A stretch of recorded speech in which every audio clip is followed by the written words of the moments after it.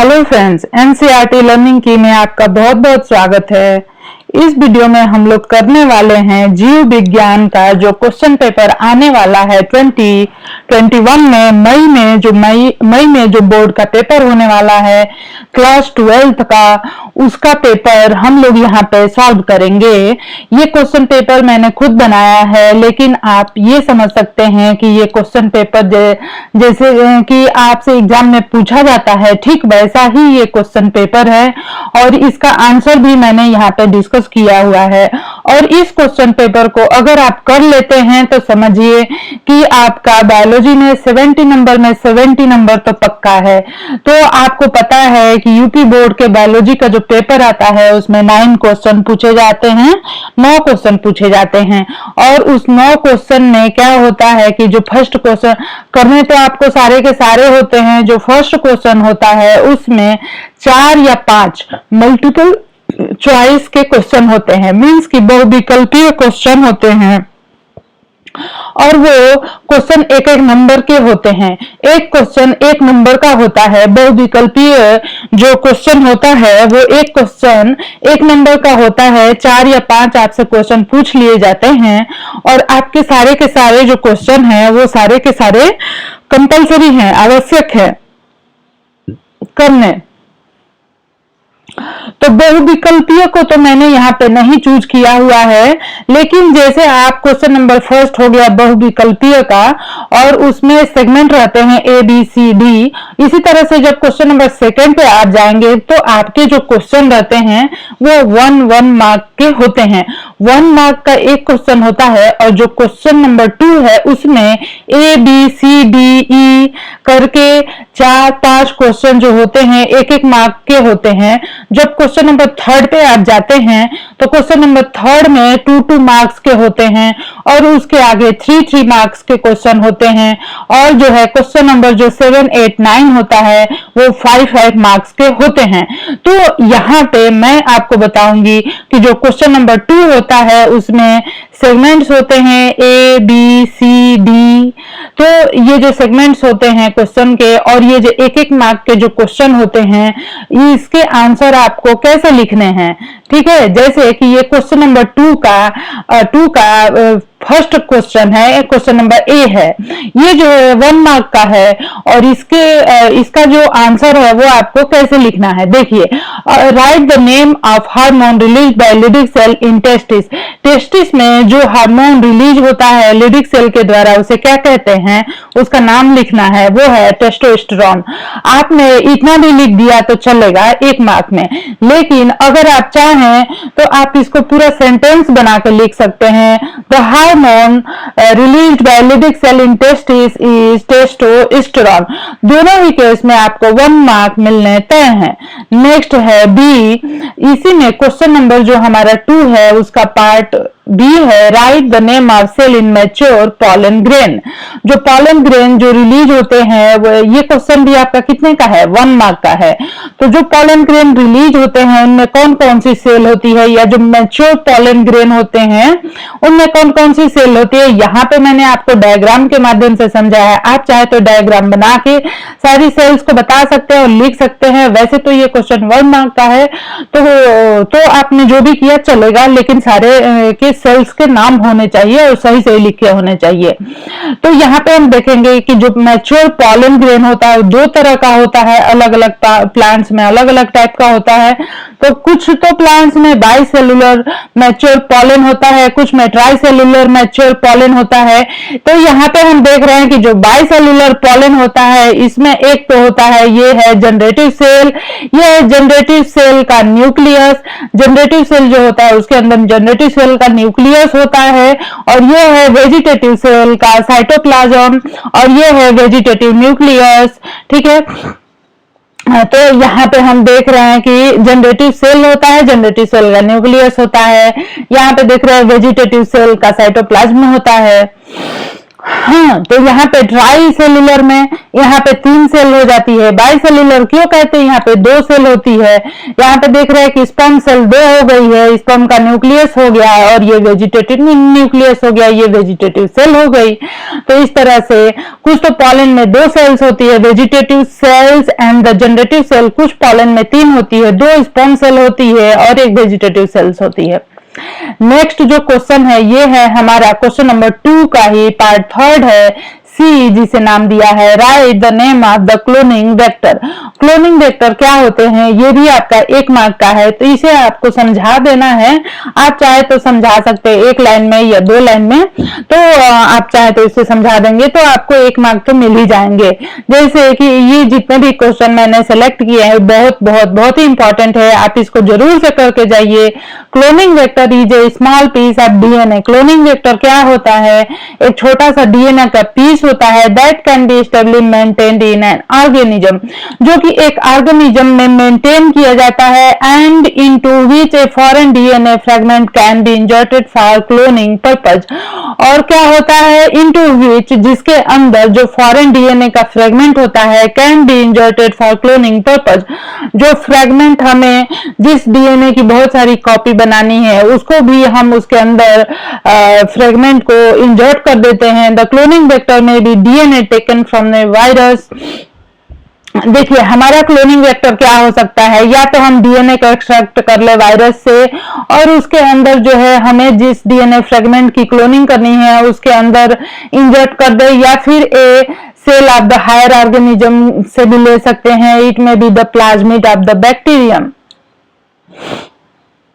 देखिए मैं आपको प्लाज्मिड का एग्जाम्पल लेके समझा देती हूं कि कैसे होता है।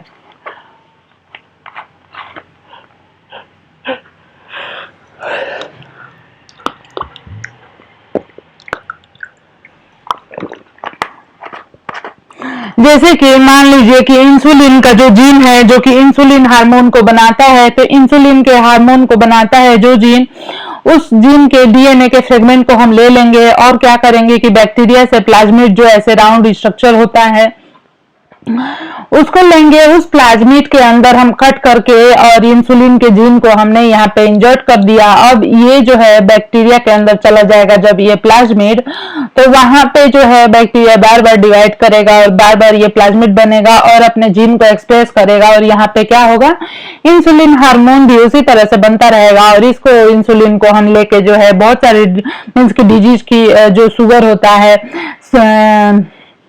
डायबिटीज मेलाइटस, उसके ट्रीटमेंट में यूज करते हैं। यहाँ पे आपसे अगर नाम पूछ लेता है कि कुछ वेक्टर्स के नाम बताइए, तो PUC90 एंड PBR322 आपको याद रहने चाहिए, कम से कम 2 नाम। नेक्स्ट है जो हमारा क्वेश्चन नंबर 2 का जो 1 मार्क के क्वेश्चन पूछे जाते हैं उसमें है, नेक्स्ट पूछा है natural selection theory was given by. Natural selection theory जो है किसके द्वारा दी गई, तो natural selection theory was given by Darwin. Darwin ने दिया था नेचुरल सिलेक्शन थियरी। अब देखिए इसमें 5वां क्वेश्चन भी आ गया, तो 1 मार्क का ही है ये क्वेश्चन, लेकिन 5 नंबर का हो गया आपका क्वेश्चन नंबर 2। तो what is the term use for the consumer feed on the plants. तो बहुत सारे उपभोक्ता जो होते हैं, कंज्यूमर जो होते हैं, कुछ तो प्लांट्स पे सर्वाइव करते हैं, कुछ एनिमल पे सर्वाइव करते हैं, और ह्यूमन बीइंग जो है प्लांट्स को भी खाता है, एनिमल को भी खाता है। तो यहाँ पे पूछा है कि वो उपभोक्ता, वो एनिमल्स जो कि प्लांट्स पे सर्वाइव करते हैं, तो उन्हें क्या कहते हैं, उन्हें कहते हैं हर्बीवोर्स, उन्हें कहते हैं हर्बीवोर्स। दूसरा क्वेश्चन है क्वेश्चन नंबर 3। इसमें जो क्वेश्चन मान लीजिए कि क्वेश्चन जो पूछे जाते हैं 2 मार्क के होते हैं। 2 मार्क का अगर क्वेश्चन है आपका, तो आपको कुछ नहीं तो 6 लाइन में आपको एक्सप्लेन करना चाहिए, तभी जाके आपको पूरे के पूरे मार्क मिलेंगे। ज्यादा से ज्यादा तो आप 1 पेज लिख सकते हैं, लेकिन एटलीस्ट 6 लाइन लिखा तभी आपका चलेगा। तो क्वेश्चन नंबर जो 3 होता है यूपी बोर्ड का बायोलॉजी का बोर्ड का पेपर, उसमें 2 मार्क के जो क्वेश्चन पूछे जाते हैं, यहाँ पे चलिए देखते हैं। What are antibiotics, write to example. Antibiotics क्या होते हैं, ठीक है, एंटीबायोटिक्स क्या होते हैं। एंटीबायोटिक जो है वो केमिकल होते हैं सिक्रेटेड बाय माइक्रो ऑर्गेनिज्म, ठीक है। एंटीबायोटिक केमिकल होते हैं जो कि माइक्रो ऑर्गेनिज्म के द्वारा सिक्रेट किए जाते हैं, जैसे कि बैक्टीरिया या फंगस। ठीक है। फंगाई या बैक्टीरिया से बहुत सारे केमिकल सिक्रीट किए जाते हैं, इसी में से एक केमिकल एंटीबायोटिक होता है। एंटीबायोटिक क्यों होता है? दैट किल और hinder the growth of some kind of the bacteria. ये जो बैक्टीरिया और फंगाई हैं, इनसे निकला हुआ जो केमिकल सिक्रीट होता है, यह जो है दूसरे टाइप के बैक्टीरिया को या छोटे जो माइक्रो ऑर्गेनिज्म होते हैं उनके ग्रोथ को जो है रोक देता है या फिर इनको मार ही देता है। तो इसलिए ये जो है हम डिफरेंट पर्पज में यूज करते हैं इन एंटीबायोटिक्स का। यहाँ पे अगर हम एग्जांपल ले लें तो यहाँ पे है पेनिसिलिन और स्ट्रेप्टोमाइसिन, ये जो है एंटीबायोटिक्स हैं। ठीक है। पेनिसिलिन हमें प्राप्त होता है पेनिसिलियम नोटेटम से, स्ट्रेप्टोमाइसिन जो है हमें जो है बैक्टीरिया से प्राप्त होता है। नेक्स्ट है हमारा क्वेश्चन नंबर 3 का 2, ये भी कितने का है? 2 मार्क का है। यहाँ पे आपको डायग्राम बनाने को अगर दिया जाता है तो आपको जो है एक नीट एंड क्लीन और लेबल्ड डायग्राम बनाना चाहिए, इससे आपको फुल मार्क मिलेंगे।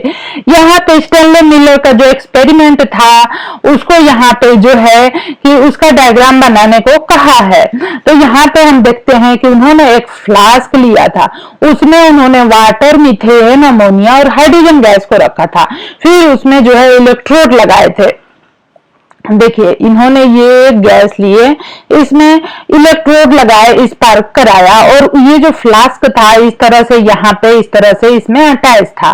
तो जब इन्होंने स्पार्क कराया तो यहाँ से गैस इनलेट, गैस को अगर हमें भेजना है तो यहाँ से हम और भी ये गैसेस को पास करा सकते हैं। और यहाँ पे एक ये स्क्रू इसका रहता है खोलने बंद करने के लिए, और यहाँ पे ये गैस को जो है पास करते हैं और इसके बाहर से इसके पाइप में कूलिंग के लिए लगाए रहते हैं, कूलिंग चेंबर रहता है।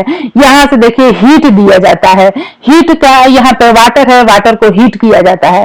तो यहाँ पे जो रिएक्शन होता है इसको पूरा उन्होंने बताया था कि जब वाटर हीट होता है और इसमें ये गैसें प्रेजेंट होती हैं तो फिर हमारे जो है कि डीएनए आरएनए जो छोटे छोटे जो प्रोटीन्स और जो न्यूक्लिक एसिड थे वो बनने लगे थे और कोसर्वेट्स बने थे। तो इस तरह से इनका एक्सपेरिमेंट था। तो इसको आपको डायग्राम आना चाहिए बनाने, आपको इसकी प्रैक्टिस कर लेनी चाहिए कई बार। और जो है कि नेक्स्ट क्वेश्चन जो है 3 का सी है, ये भी 2 मार्क का है। यहाँ पे फास्फोरस साइकिल का डायग्राम बनाने को दिया गया है। आपको एक नीट एंड क्लीन डायग्राम बनाने आना चाहिए फास्फोरस साइकिल का। इसमें मेनली क्या होता है कि सल्फर और फास्फोरस जो साइकिल होती है ये मेनली जो है कहाँ से होती है? ये हिमालय जो पहाड़ होते हैं ना, हिमालय ही नहीं कोई भी माउंटेन जो होते हैं उनमें फास्फोरस साइकिल चलती है। जैसे कि वेदरिंग कैसे होती है, जैसे बारिश हुई, बहुत तेज बारिश हो रही है तो वेदरिंग होगी, यहाँ पे पहाड़ों पे पानी जमा होगा, वो ऐसे ऐसे जो है ऐसे आएगा, या पहाड़ों के ऊपर से होके या अंदर से होके आएगा, वेदरिंग ऑफ द रॉक्स होती है इसमें। तो phosphorus carry by the water, तो इस माउंटेन के अंदर जो फास्फोरस होते हैं वो घुल के जो है इधर इस तरह से आ जाते हैं। और जब ये यहाँ से इस तरह से आते हैं तो क्या होता है कि formation of the phosphate sediment, यह जो है आपको पता है कि माउंटेन से जब वाटर बह के जो है कि ओशन में आएगा, नहीं तो नदियों में आएगा, तो वहां पे अंडर वाटर जो बॉटम होता है वहां पे अंडर वाटर फास्फेट का रिजर्वायर बन जाता है। और उसके बाद देखिए क्या होता है, यह जो है ग्राउंड पे भी आता है, विदरिंग होती है, ये बारिश का जो पानी आता है तो वो ग्राउंड पे भी आता है, धरती पे। तो मिट्टी पे जब आएगा तो अंडर गो फास्फेट रिजर्व, तो यह जो है यहाँ से जाके मिट्टी के अंदर फास्फेट को रिजर्व करता है। और प्लांट जो है इस मिट्टी से फास्फेट को लेते हैं और फिर जो है अपने जो है कि इसमें यूज करते हैं अपने ग्रोथ में। और जब इस पे एनिमल ग्रेज करेंगे, जैसे काऊ है, काऊ ग्रेज करेगी, और उसके बाद जो है जो डिकम्पोजर्स होंगे, जैसे काऊ का मल हुआ या कुछ भी जो चीजें डिकम्पोज होने वाली होती हैं, उनसे वो भी जो है फास्फेट को रिलीज करेंगे और ये फिर से अंडर मिट्टी में क्या होगा, फिर से यह मिट्टी में स्टोर हो जाएगा। फिर यहाँ पे देख रहे हैं कि लीचिंग हो रही है और यहाँ पे फॉर्मेशन ऑफ फास्फेट सेडिमेंट, यहाँ पे geological uplift and the formation of new rock. कई बार ये भी होता है कि यहाँ से ये इतने ज्यादा सेडिमेंट हो जाते हैं कि यहाँ पे रॉक बन जाती है। तो इस तरह से आप फोटो बना के डायग्राम बना सकते हैं। नेक्स्ट है डी है, क्वेश्चन नंबर 3 में ही डी है, यह भी 2 मार्क का है। What happen when we place marine fish into the fresh water. जो फिश जो है साल्ट वाटर में, मेराइन वाटर में रहती है जहाँ पे कि बहुत ज्यादा लवण होता है, अगर उसको हम फ्रेश वाटर में रहेंगे तो क्या होगा, वो जिंदा रहेगी या मर जाएगी। तो मेराइन फिश को जब हम फ्रेश वाटर वाटर एक्वेरियम में रख देंगे तो fish would not be able to survive, तो वो फिश जो है सर्वाइव नहीं कर पाएगी, because are adapted to sea water, क्योंकि वो मेरीन वाटर में रहने के लिए अडेप्टेड है। फिश बॉडी जो होगा हाइपोटोनिक होगा, but when water move to an aquaria it become hypotonic, तो ये हाइपोटोनिक हो जाएगा। They are unable to regulate the metabolic process in the changed environment and they die. ठीक है, कोई फिश जो कि मेरीन वाटर में रहती है, मेराइन फिश है, अगर उसको फ्रेश वाटर में रख देंगे तो वो क्या होगी, वो मर जाएगी, जिंदा नहीं बचेगी।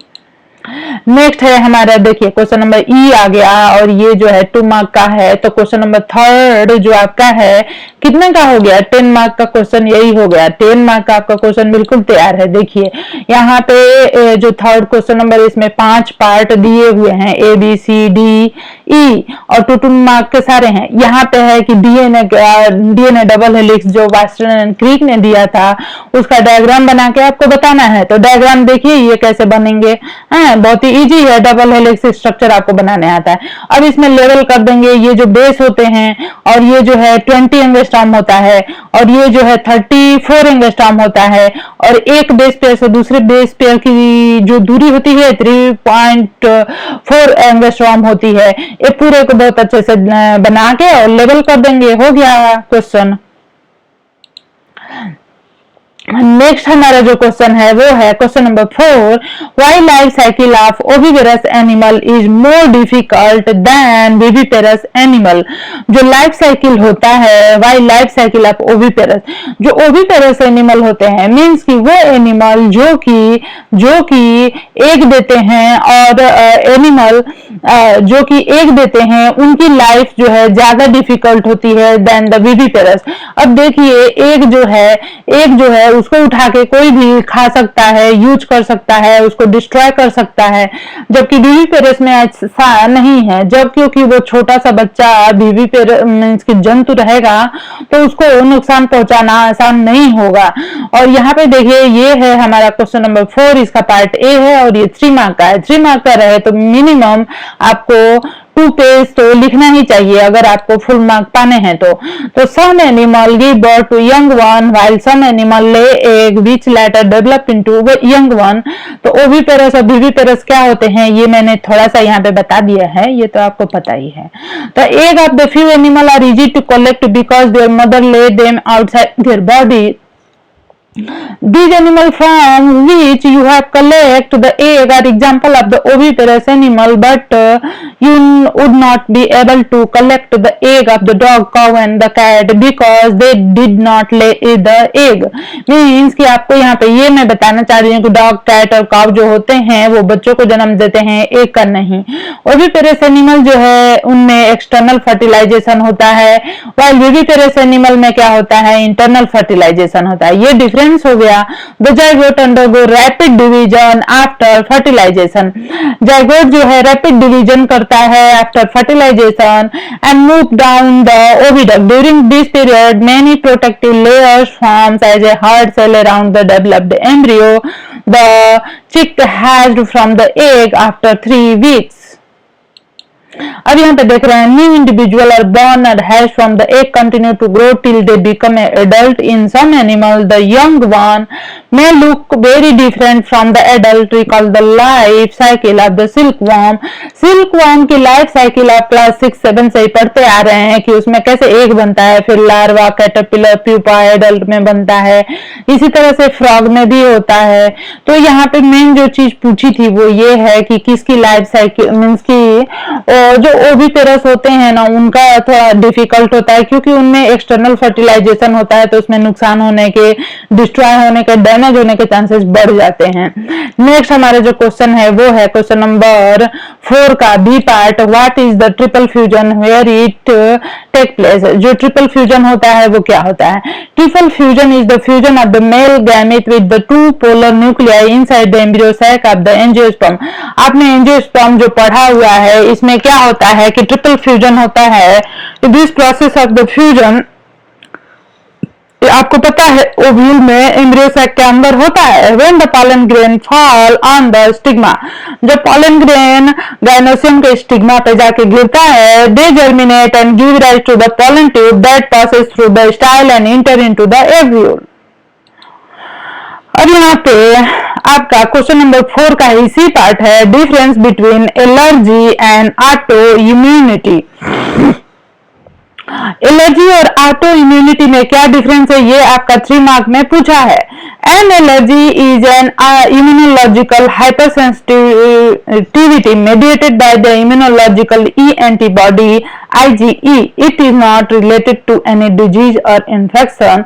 इसमें क्या होता है कि जैसे हमारी बॉडी के अंदर कोई डस्ट पार्टिकल या कोई पॉलन ग्रेन या फिर कुछ ऐसा अंदर हमारी बॉडी के अंदर जब जाता है तो IgE जो है, जो हमारी जो एंटीबॉडी है वो हाइपर सेंसिटिव होती है और वो बहुत ज्यादा मात्रा में बनने लगती है। Allergy can be seen in many organ but most commonly they affect the skin and the mucous membrane, और ये ज्यादातर म्यूकस मेम्ब्रेन और स्किन को ही अफेक्ट करते हैं। ऑटो इम्यूनिटी का क्या होती है, is the system immune response of an organism against its healthy cell and tissue. A disease which result due to this kind of response is called an autoimmune disease. इसमें क्या होता है कि हमारी एंटीबॉडी जो है हमारे बॉडी के अंदर के ही सेल को किसी को पहचान को फॉरेन सेल की तरह दूसरे की सेल की तरह एंटीजन की तरह ट्रीट करती है और उसको मारने लगती है, तो उसे ऑटो इम्यूनिटी कहते हैं, ऑटो इम्यून डिजीज कहते हैं। नेक्स्ट हमारा आ गया question number 5, give diagram of E coli infection in human. Human जो होता है उसमें ई कोलाई का जब इन्फेक्शन होता है तो उसको डायग्राम बना के हमें समझाना है कि कैसे होता है। ये 3 मार्क में आपका पूछा जाएगा। आपको डायग्राम भी बना देना है, लिख भी देना है, आपको 6 मार्क्स पाने हैं। तो यहाँ पे हम देख रहे हैं कि जो भी फूड मैटर है ना ये इन्फेक्टेड होता है, और जब हम इसे खाते हैं बाहर रोड पे बहुत सारे डस्ट पार्टिकल तो जब इसे खाते हैं तो हमारी बॉडी में आ जाता है। Contamination of food and water यहाँ से भी हो सकता है, जहां से पानी आ रहा है जो सोर्स है पानी का हमारे घरों में, और वो पानी इन्फेक्टेड होगा तो फिर हमारी बॉडी में इन्फेक्शन हो जाएगा। फीकल एक्सक्रीशन से भी होता है, और जैसे कि मिल्क वगैरह हम पी रहे हैं और उसमें इन्फेक्शन है तो उससे भी हो जाता है। नेक्स्ट है क्वेश्चन नंबर 5 का बी पार्ट है, ये भी 3 मार्क का है। What promotes adolescents to drug and alcohol. जैसे कि जो किशोर होते हैं, एडोलिसेंट होते हैं, ठीक है, तो वो जो है क्यों ड्रग करने लगते हैं, उनके साथ ऐसा क्या होता है। Why do teen use drug and alcohol. Teen may be use a substance for many reason, they may be do it because. तो इनका जो कारण होता है बहुत सारे होते हैं। They want to fit with their friends और सर्टेन ग्रुप, जैसे कुछ ग्रुप ऑफ पीपल है उनके साथ वो रहना चाहते हैं तो वो उनके साथ रहना चाहते हैं तो उनकी जैसी आदतें अपनाने लगते हैं ताकि उनके फ्रेंड जो है उन्हें एक्सेप्ट करें, उनसे बातें करें और उन्हें चीयर अप करें। दूसरा जो है they like the way it make them feel, means की अल्कोहल या ड्रग यूज करने के बाद उन्हें जो फीलिंग्स होती है उसे वो पसंद करते हैं, इसलिए ऐसा करते हैं। जो तीसरा है they believe it makes them more grown up, उन्हें ऐसा लगता है कि जो लोग बड़े हो जाते हैं, जो बच्चे बड़े हो जाते हैं, ऐसा करना उनका अधिकार है। Teen tend to try new things and take risk, ये भी हो सकता है कि जो किशोर होते हैं, जो एडोलिसेंट होते हैं, वो जो है नई नई चीजों को ट्राई करना चाहते हैं, और एक बार जब वो ट्राई करते हैं उनको आदत लग जाती है तो फिर वो उसे छोड़ नहीं पाते। Tin with family member who have problem, means की टीन की जो फैमिली, जो किशोर होते हैं उनकी जो फैमिली मेंबर होते हैं तो उन्हें अपने फैमिली मेंबर के साथ ये प्रॉब्लम डिस्कस करनी चाहिए। Also teen who feel that they are not connected to are valued by their parents are at greater risk, means कि जो बच्चे जिनको की ज्यादा वैल्यू नहीं मिलती वो भी ऐसा करते हैं। Teen with poor self esteem और इमोशनल और mental health problem such as, तो बहुत सारे बच्चे ऐसे होते हैं जिन्हें कुछ इमोशनल प्रॉब्लम होती है, वो भी जो है अल्कोहल वगैरह यूज करने लगते हैं। तो इन्हें जो है टीन्स को इसके यूज से कैसे बचा सकते हैं। To help talk to your child early about means कि बच्चों से हमें अपने किशोर से पहले ही बात करनी चाहिए हर बिहेवियर टुवर्ड्स द अल्कोहल, और ये जो है हमें देखते निगरानी रखनी चाहिए कि हमारे जो किशोर है उनका जो बिहेवियर है, जो इंटरेस्ट है अल्कोहल, टोबैको और ड्रग्स के तरफ कैसा है। If your teen think that you will allow substance use, अगर उन्हें लगेगा कि हमने उनको अलाउ कर दिया है तो वो जो है ये सारी चीजें यूज करने लगते हैं, और अगर उन्हें लगता है कि हम उन्हें अलाउ नहीं कर रहे हैं तो वो ऐसा करने से डरते हैं। Keep your teen busy with meaningful activity, जब बच्चे वो कुछ अच्छी एक्टिविटी में बिजी होते हैं तो वो ऐसा नहीं करते हैं। सच जैसे कि उनको स्पोर्ट, चर्च प्रोग्राम में जाना चाहिए, लोगों से मिलना जुलना चाहिए। Expect your teen to follow the household rules, set responsible consequences for the behaviour that need to change. Keep talking with your teen, अपने बच्चों से बातें करते रहें। Praise your teen for even the little things, छोटी छोटी जो चीजें होती हैं उसके लिए हमें अपने बच्चों को प्रोत्साहित करना चाहिए। नो योर चाइल्ड्स फ्रेंड्स, और हमें अपने बच्चों के फ्रेंड्स के बारे में पता होना चाहिए जिससे कि वो सिगरेट, अल्कोहल, ड्रग इन सारी चीजों को यूज करने से बच सके। नेक्स्ट जो है हमारा क्वेश्चन नंबर 5 का पार्ट सी है। ये क्वेश्चन भी आपका 3 मार्क में है, इसमें भी आपको 2 पेज तो लिखना ही चाहिए। What is the use of biotechnology in medical field, medical field में बायोटेक्नोलॉजी का क्या यूज है। तो biotechnology is widely used in different field as medicine, agriculture, food processing to produce useful product for human benefit. Biotechnology has a variety of application in the field of medicine, medicine के field में भी biotechnology का बहुत ज्यादा use है।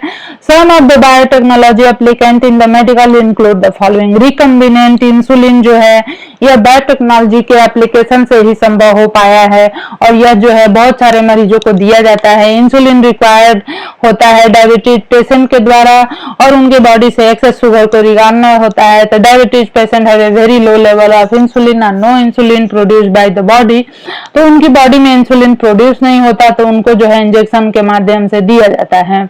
The specific gene sequence that code for the human insulin, जैसे biotechnology के माध्यम से ही ये संभव है कि ह्यूमन इंसुलिन को जो जीन कोड करता है उस जीन को, उस डीएनए फ्रेगमेंट को हम इकोलाई बैक्टीरिया में इंजेक्ट कर देते हैं, और वहां पे बहुत सारा इंसुलिन हम प्रोड्यूस कराते हैं और इंजेक्शन के माध्यम से डायबिटीज के पेशेंट्स को देते हैं जिससे उन्हें रिलीफ मिलती है। दूसरा जो बायोटेक्नोलॉजी का यूज है वो है जीन थेरेपी में, मेडिकल फील्ड में। जीन थेरेपी में क्या यूज है कि जीन, जैसे कि बहुत सारे लोग ऐसे होते हैं जिन्हें कुछ जेनेटिक डिसऑर्डर होते हैं, उन जेनेटिक डिसऑर्डर को हम दूर कर सकते हैं उनके जीन को चेंज करके बायोटेक्नोलॉजी के माध्यम से। नेक्स्ट है फार्माकोजेनोमिक्स, मीन्स कि बहुत सारे दवाइयां बनाने में, और जैसे कि it can be applied in the disease. Biotechnology का यूज हम कैंसर में भी करते हैं, डिप्रेशन, HIV, अस्थमा ITC में। इडिबल वैक्सीन बनाते हैं। Vaccine are obtained by animal and cell culture. These vaccine contain inactivated pathogens, और बहुत सारी वैक्सीन हम बनाते हैं बायोटेक्नोलॉजी के एप्लीकेशन से। इस वैक्सीन में जो पैथोजेंस होते हैं इनएक्टिवेटेड होते हैं, मीन्स कि थोड़ा सा उनको कमजोर कर दिया जाता है जिससे कि वो रोग तो नहीं उत्पन्न कर पाते लेकिन एंटीबॉडी प्रोड्यूस हो जाती है और हमारी बॉडी जो है इम्यून हो जाती है। ट्रांसजेनिक प्लांट भी प्रोड्यूस किए जाते हैं, can produce antigen that can be used as the edible vaccine. Antigenic protein from several pathogen can be expressed in the plant such as the tomato and banana. तो ठीक है, antigenic protein जो है को हम प्रोड्यूस कराते हैं tomato और बनाना में। ट्रांसजेनिक शुगर बीट जो होता है can treat foot and mouth disease of animal. Transgenic जो बनाना होता है, टोमेटो होता है, can cure disease such as the cholera and hepatitis D।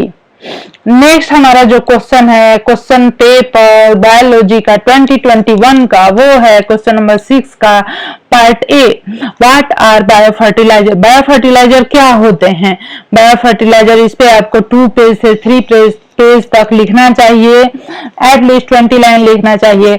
Biofertilisers are the perfect bio fertilisers आपको पता है कि उर्वरक होते हैं जो कि केमिकल फर्टिलाइजर्स की जगह पे यूज किए जाते हैं। वैसे तो 20 इयर्स बिफोर जो है हमारे खेतों में बायो फर्टिलाइजर्स ही यूज किए जाते थे, लेकिन जैसे जैसे टेक्नोलॉजी साइंस का डेवलपमेंट हुआ उसमें नए नए तरह के केमिकल फर्टिलाइजर्स बनने लगे। भले ये बनते हैं और तुरंत तो इनसे हमें फायदा होता है, लेकिन अगर इन केमिकल फर्टिलाइजर्स को हम लॉन्ग टर्म में यूज करते हैं तो क्या होगा कि ये बहुत ही ज्यादा नुकसानदायक हो जाते हैं। The chemicals not only harm the soil, ये हमारी सॉइल को नुकसान पहुंचाते हैं और इसकी प्रोडक्टिविटी को भी नुकसान पहुंचाते हैं, but also harm the living organism. और ये जो है लिविंग ऑर्गेनिज्म जो इन्हें खाते हैं, इन क्रॉप्स को जिन पे हमने केमिकल फर्टिलाइजर्स का यूज किया है, ग्रोन ऑन द सॉइल, उन्हें भी नुकसान पहुंचाते हैं। Therefore the scientist have discovered the use of microorganism as fertilizer, इसलिए साइंटिस्टों ने माइक्रो ऑर्गेनिज्म को बायो फर्टिलाइजर की तरह यूज करने के लिए सोचा और इसे डिस्कवर किया। They have gained recognition over the years and are being implemented on a large scale to increase agricultural productivity, क्योंकि ये जो बायो फर्टिलाइजर्स होते हैं ये ह्यूमन हेल्थ को और सॉइल को नुकसान नहीं पहुंचाते हैं, क्योंकि बायो फर्टिलाइजर जो है इको फ्रेंडली होते हैं, not harmful to the environment. These improve the soil quality, thereby increasing plant productivity. The farmer can prepare the inoculum of these microbes and inject them into the plant when required. They produce growth promoting substances in the soil. Biofertilizer can be used in the semi-arid area also. अब next हमारा question number 6 का part B है, what are the air conditioner, give example. जैसे AC वगैरह जो हम घरों में यूज करते हैं उसके बारे में पूछा है कि एयर कंडीशनिंग क्या होती है और ये कैसे वर्क करती है। तो यहाँ पे हम देखते हैं कि एयर की जो कंडीशनिंग होती है, एसी जो होता है इसमें हीट को और ह्यूमिडिटी को कंट्रोल करने की क्षमता होती है। जिस भी स्पेस के जिस भी एरिया के एयर से हमें हीट और ह्यूमिडिटी कंट्रोल करना होता है वहां पे हम एसी एयर कंडीशनर का यूज करते हैं। The air in A space, air conditioner can be used in both domestic, और इसका यूज हम डोमेस्टिक और कमर्शियल एनवायरनमेंट में कर सकते हैं। जैसे ऑफिसेज होते हैं वहां पे बड़े बड़े एसी यूज किए जाते हैं और घरों में छोटे छोटे एसी भी यूज किए जाते हैं, उसी से काम चल जाता है। और इस प्रोसेस में क्या होता है कि कंफर्टेबल इंटीरियर एनवायरनमेंट बनाया जाता है जो ह्यूमन बीइंग के लिए राहत का पूर्ण हो। However, air conditioning is also used to cool and dehumidify rooms filled with the heat producing electrical devices. बहुत बार क्या होता है कि कंपनियों में बहुत ही हेवी इलेक्ट्रिकल डिवाइसेज यूज की जाती हैं और उन्हें जो है कूल रखना जरूरी होता है, जैसे कि कंप्यूटर हो गया, कंप्यूटर सर्वर पावर एम्पलीफायर, तो इन सब का भी जो है कि चलने के लिए वहां भी एसी का यूज किया जाता है। एसी क्या करता है कि गर्म एयर को और ह्यूमिडिटी को खींच के बाहर फेंक देता है। नेक्स्ट हमारा जो क्वेश्चन है सी है, व्हाट सी है मींस की क्वेश्चन नंबर 6 का पार्ट 3 है, what you understand by the exonuclease and endonuclease. Exonuclease और एंडोन्यूक्लिएज जो न्यूक्लिएज है उन्हीं की टाइप होती है। न्यूक्लिएज आपको पता है कि डीएनए का जो फ्रेगमेंट जो न्यूक्लिक एसिड होता है, डीऑक्सीराइबोन्यूक्लिक एसिड या राइबोन्यूक्लिक एसिड, इनको तोड़ने के लिए इनको तो दो पार्ट में तोड़ने के लिए न्यूक्लिएज यूज किए जाते हैं जो एंडोन्यूक्लिएज होते हैं। Cleave the phosphodiester bond in a polynucleotide form the interior, अंदर के साइड तोड़ता है। They hydrolyse the phosphodiester bond present within a polynucleotide chain. Some endonucleases are the non specific and they can cut the phosphodiester bond between the nucleotides nucleotides. A special class of endonuclease called the restriction endonuclease. Restriction enzyme is very specific in their action and they cut at the specific sequence in the polynucleotide chain called the restriction site. Restriction endonuclease has many immense application in the DNA biotechnology. Exonuclease जो होते हैं are the nucleus enzyme which cleave the nucleotide from the end they hydrolyse the phosphodiester bond present either 3' or 5' end of the polynucleotide chain. अब देखिए question number 6 का D part है, what you understand by the breed. Breed के द्वारा आप क्या समझते हैं, आप इसको अच्छे से पढ़ सकते हैं। नेक्स्ट है हमारा कि क्वेश्चन नंबर 7, ये 5 मार्क का है, what you understand by the reproduction. ये 5 मार्क का है, इसमें 3 पेज से ज्यादा ही आपको आंसर लिखने चाहिए, 3 पेज 4 पेज तक जितना आप लिख सकते हैं। रिप्रोडक्शन क्या होता है, सेक्सुअल रिप्रोडक्शन क्या होता है, सेक्सुअल रिप्रोडक्शन क्या होता है, और ये कहाँ कहाँ पे टेक्स प्लेस होता है, कहाँ कहाँ पे होता है। तो ये सारी चीजें आप इसमें जितना बता सकते हैं उतना आपको बताना चाहिए। तो ये आप इसको चाहें तो वीडियो को यहीं पे स्टॉप करके इसको पूरा सुन सकते हैं और देख सकते हैं, पढ़ सकते हैं। नेक्स्ट हमारा जो क्वेश्चन है, क्वेश्चन नंबर 8 है, describe the natural selection theory given by the Darwin. Darwin के द्वारा जो नेचुरल सिलेक्शन थियरी दी गई है उसके बारे में है। और नेक्स्ट है हमारा जो वो है question number 9, what is ecological pyramid, define biomass pyramid and the bio number pyramid. ठीक है, तो ये है हमारा क्वेश्चन नंबर 9। क्वेश्चन नंबर 9 का आंसर लिखिए और हमें कमेंट करिए, देखते हैं आपने कितने अच्छे से लिखा है। ये देखने के लिए मैंने ये क्वेश्चन का आंसर नहीं दिया है। यहाँ पे मैं आपको नेचुरल सिलेक्शन थियरी जो डार्विन द्वारा दी गई है क्वेश्चन नंबर 8 में, इसको मैं आपको करा देती हूँ। देखिए नेचुरल सिलेक्शन थियरी जो है वो क्या कहती है कि नेचुरल सिलेक्शन एक प्रोसेस होता है through which population of living organism adopt and change. यह एक प्रोसेस होता है जिसके थ्रू ऑर्गेनिज्म जो नेचुरल पॉपुलेशन होता है वो अडॉप्ट करता है और अपने आप को चेंज करता है।